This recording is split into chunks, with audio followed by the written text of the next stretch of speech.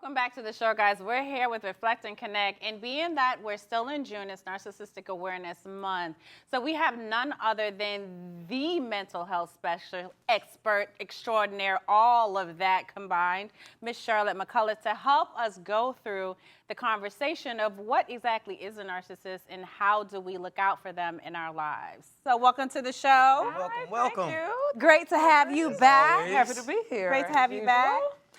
So mental health condition, that inflated sense of their own importance, the need to be excessive in attention and admiration, troubled relationships, and lack of empathy for others. Now, this is a textbook definition of what that is. That's Right. right? Correct. Right. Oh, let's jump in. Yes. So when you talk about a narcissist, right, a lot of us use that word real loosely. Like, Right. if we get into an argument with someone and they don't do what we want them to do, we say, oh, they're a narcissist.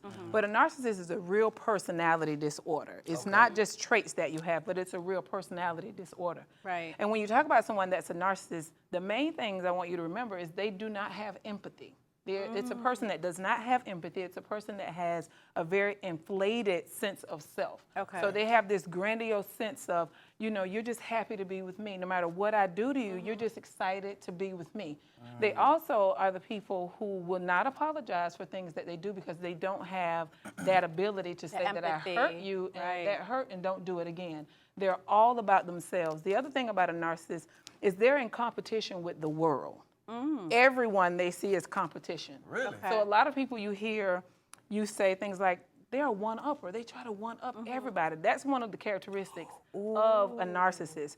But being in a relationship with a narcissist, you will feel this sense of they're more important than you are. You can cry your heart out to a narcissist and say, this hurt, you did this.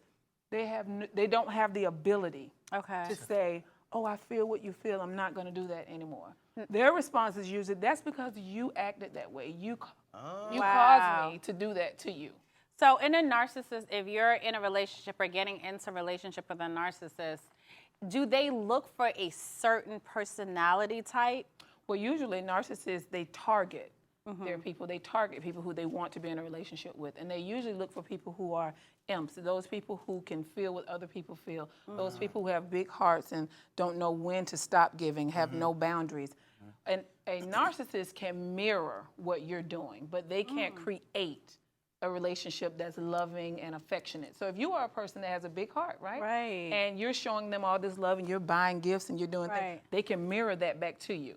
So you ever heard people in relationships, they're like, you know, further down the road, you don't buy me nothing, you don't do this for me, or the person don't do this no more. It's because it's not their natural inability, their ability to do that. Oh, wow. So usually narcissists, they only do things in relationships with people if it's a benefit for them. For them. Only if it's a benefit for them. So if they're taking you to dinner, or they bought you a gift card, or they showed up at a special event, it's because it's a motive. Because later they want something, they have a plan of asking you or expecting something from you. Nothing they do is organic because I love you. Because remember, they do not have empathy. So I got a question, Cherlette. So narcissists, from what I understand, you tell me if I'm correct, they can actually be quite charming, right? They are very charming. They, what is it, love bomb? They do the love bombing? Absolutely. Okay, so that's a common Absolutely. trait of a So narcissist. that's how they draw you in. That's how they train you. They get you in by, they can mirror. They come in and study who you are, and they find out, let's say they know that you love to work out.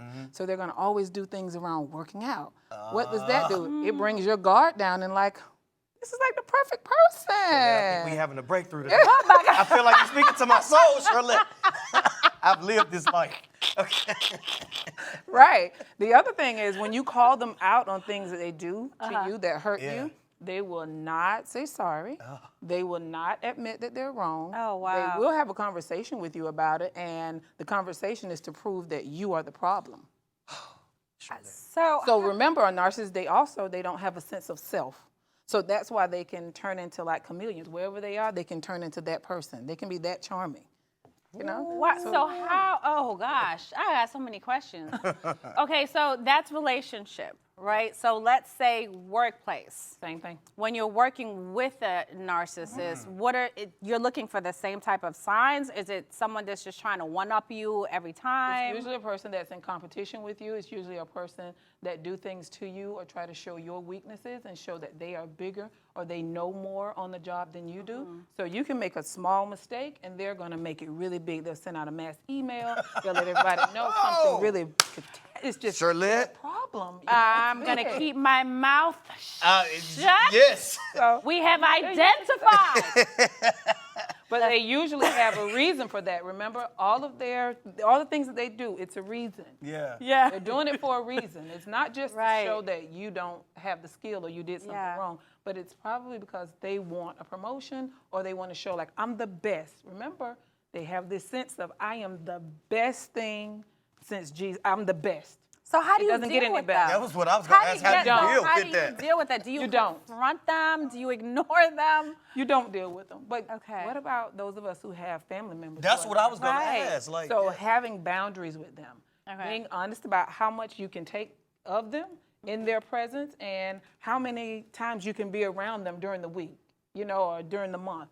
Or if you're working on projects with them, have that sense of this is all that I'm giving. Because a narcissist will drain you. All right. They will have you thinking that you're the person that's supposed to do all the work and they're the one that's supposed to tell you what to do. So being mindful of that. So limiting your exposure to them, I would say. Wow.